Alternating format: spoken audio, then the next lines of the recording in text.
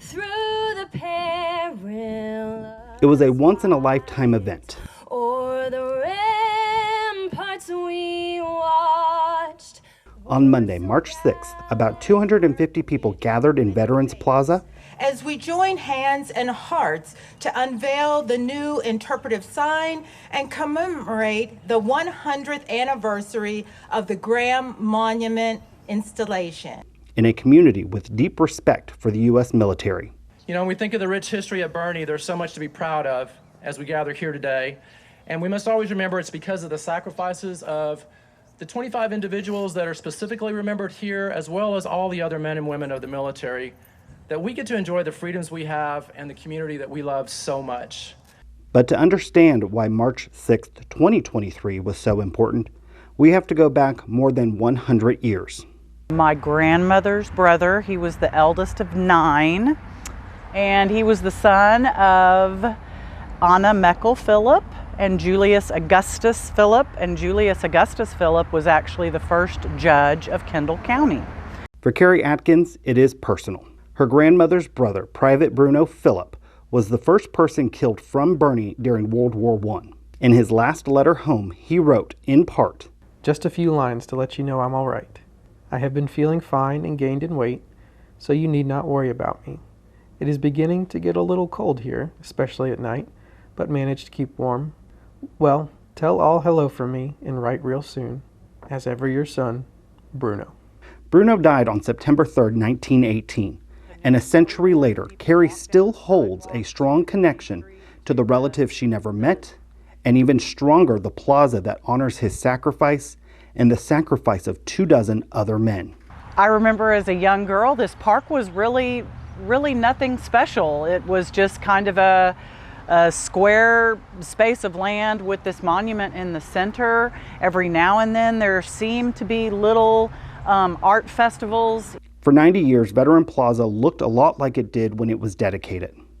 At the end of World War I, local leaders decided to erect a monument to memorialize the young Kendall County men who had made the ultimate sacrifice for their country in the war to end all wars. But now, as it has evolved and become a real jewel on Main Street, and I think it's a beautiful thing to honor our servicemen and our veterans right when you drive into town. And that is why 100 years later, the city of Bernie organized an event not seen since the original dedication. I started working with Parks and Recreation maybe about a year ago. It started out with doing some work in the archives, in the library archives, to develop the interpretive sign.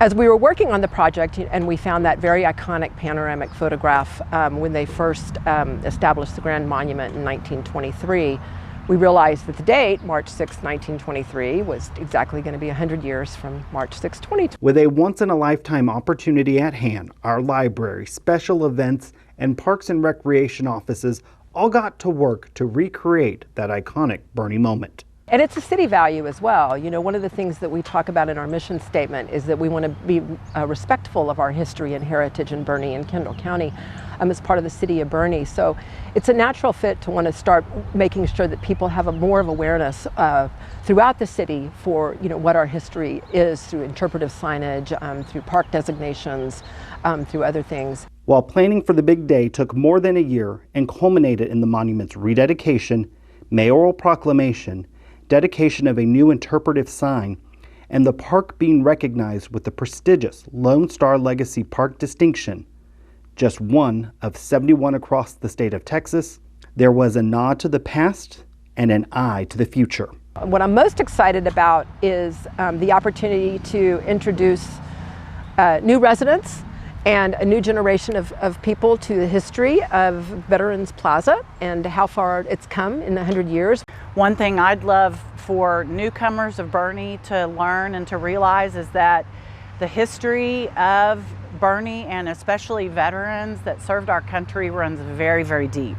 Maybe in another 100 years, somebody will, not me, obviously, but somebody will take on the mantle and do another photograph to commemorate where this community is, where Bernie, you know, what Bernie and Kendall County looked like then versus, you know, what it looked like in 2023 versus how far we've come from 1923.